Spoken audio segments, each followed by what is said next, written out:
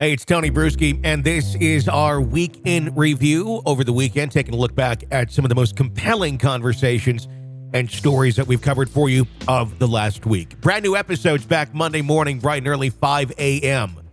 here on the podcast. This is the Hidden Killers podcast with Tony Brueski, featuring retired FBI Special Agent Jennifer Coffindaffer. Statement being made just the other week, Miss Gonzalez revealing that she and her husband discovered that Kohberger allegedly followed some of the girls on Instagram. We had talked about this way early on, of this being a possibility. They said it with quite a bit of sincerity and belief that this was in fact true. The Instagram accounts have since gone offline. That happened way back at the beginning of the year. What's your thoughts on this? Do you think that they were being stalked by Kohberger? Do we have anything really to prove this? You know, I know that Mr. and Mrs. Gonzalez have been some of the most vocal on this, and rightfully so. They lost their daughter. But I don't know. It seems like an interesting piece of evidence if it is in fact true. And if it is, why talk about it right now, I guess, to the public? Well, I think that it's going to ferret out that is true, that there is a connection to Maddie and Kaylee by Kohberger. And let me tell you why I think that. I think that because very early on, and when I say very early on, literally the day it broke, his arrest and so forth. I know I, like many others, were trolling Instagram and really trying to find any social media connection between them. And very early on, I personally and other sleuths also found that connection. But it was so confusing because so much is manufactured. Even that early on, we wondered, is this manufactured? And so I know many of us, and I think I might have posted on it actually, but many of us didn't want to say we knew for sure because there is so much that you can find. And then it ends up being contrived. I mean, we've seen it over and over again in the Idaho case particularly, and in other cases as well, Gabby Petito's case as well. So, but I think it's going to be true. And the bottom line is the Gonzalez's have absolutely no reason to lie. Yeah. They are trying to get truth out there. And I think they're frustrated. Sure. I think they're frustrated because they're watching all of this play out, and they're watching, and I'll just use this term because this is what's used on social media. It's not my term, but kind of the pro-Berger alliances that exist, where there's certainly huge groups that are now rallying that, Kohberger is somehow innocent. And falsely charged and so on and so forth. And I think because the parents, again, innocent until proven guilty in a court of law, like everyone is, right? But I think these parents think he did this crime. Yeah. They believe he is fully responsible for the death of their children and the brutal massacre, really. And to watch him every day in court show up in these suits with gel, looking good, with trimmed eyebrows, and watching the pro-Bergers, because I can tell you 100% they are involved on social media. I know they're on my platform. They see everything that's posted from everyone. Yeah. And it's got to be galling to them to think, oh my gosh, this case is going to go on for years and years, and everybody is going to forget about the victims and our children and rally behind this, who they think is a monster. Yeah. And they're seeing it happen before their eyes. So they're trying to put out some information, as an example, this Instagram, to say, people, this was the connection. That there was more than we're aware of right now, and that's at least coming from the families of one of the victims. What's your thoughts on Steve saying that the pretrial privileges that Kohberger had kind of go above and beyond with vegan meals, special treatment, 5 suits, things like that? I get the anger. I get I think the guy even breathing, if you're the dad and you believe that he is the killer, is going to upset you. Him looking anyway is going to upset you. Is this Steve being angry and kind of overstepping, or is this pretty normal for what one would receive for someone in Kohberger's position who's facing trial and who is going out to very public hearings? Well, this has certainly been a discussion for true crimers and very involved regarding the back and forth. Some people who believe, listen, it's happened before. Look at OJ. Lori Vallow was allowed to be in street clothes, and there's many others in their hearings that were.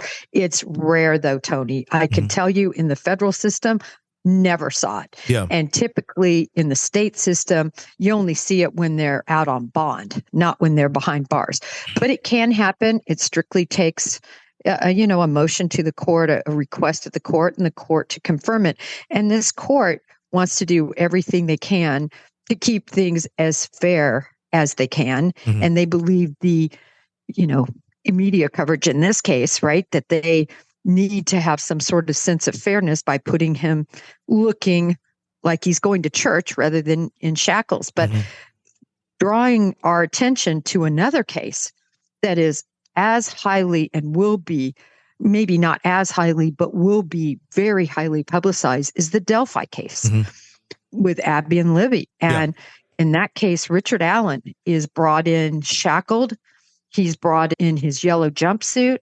He's being held by multiple officers by the arms. It's a totally different scene for his hearings. Totally. And how he is treated, he's in a maximum security prison. He is in solitary in a maximum security prison. He is basically treated as a convicted murderer. And then you look at Kohberger, and he's treated like a shoplifter. Yeah. It seems, and it really kind of shows the vast differences that we can have from jurisdiction to jurisdiction, court to court, and jail to jail as far as what they allow. It's not the same everywhere by any stretch of the imagination. Right. And for, I think, many of us, you just want it to be fair. Yeah. If that's how Richard Allen is going to be treated, that's how Kohberger. But if Kohberger is the standard, the gold standard on how everybody should be treated pre-conviction, then just do that for Richard Allen and others. Yeah. So for me, I just want equity across the board. Yeah, I agree. It should be fair across the board. Innocent until proven guilty, and that's the whole purpose of the system. One more question on Kohberger before we move to another topic here. Papa Roger, it's been a long time since we talked about it. Any updates, any thoughts? Where are you on the idea of Papa Roger being Kohberger as of right now at September 20th of 2023? Tony, you're bringing up the Papa. I know. It's interesting. Originally, as you probably know, I definitely entertained that Papa Roger account could be him because of all the details. And I posted one after another that really caught my eye. In addition, there was a lot of information from the people who actually had conversations, if you will, online with him about what was being said, right? Yeah. And so certainly was contacted by these individuals. Also ran down the two posts that didn't make any sense. One about a political statement in California and the other about a bond hearing or, money, I believe it was in Indiana. And those never made sense. And when I say ran them down, I called the individuals involved, tried to figure out what this bond hearing was about, reaching out to everybody, right? And really, at the end of the day, you looked at those and you said, well, they're both so random. They don't even intertwine with each other. Yeah. So they just seem like red herrings that were thrown out there. Having said that, where I am at the end of the day is it appears that another account or that account has sort of come alive recently. And if you look at the numeric metadata, it appears to be that same account. And I can't really explain that. So I've kind of stayed quiet on it because I've said for months now that I've had issue with the punctuation and the grammar of Papa Rogers versus Brian Kohberger's writings and them not matching. So I know even on Cuomo, when he asked me, well, do you think it's Papa? And this was months ago. I said, thumbs down. They're not the same. So that's what kind of convinced me, if you will, that they're not the same person. Sure. And then now we have this new account coming up. So I'm leaning toward the big no, but because I know what people can do with these accounts and with the falseness, I think probably not, Tony, but still a weak possibility that they could be. You're consuming the Hidden Killers podcast. Want more? Start binging on all of our true crime podcasts right now through Apple Podcasts and get an ad-free experience when you sign up to be a True Crime Today Premium Plus member exclusively on Apple Podcasts. More of the Hidden Killers podcast dropping soon. Press subscribe now.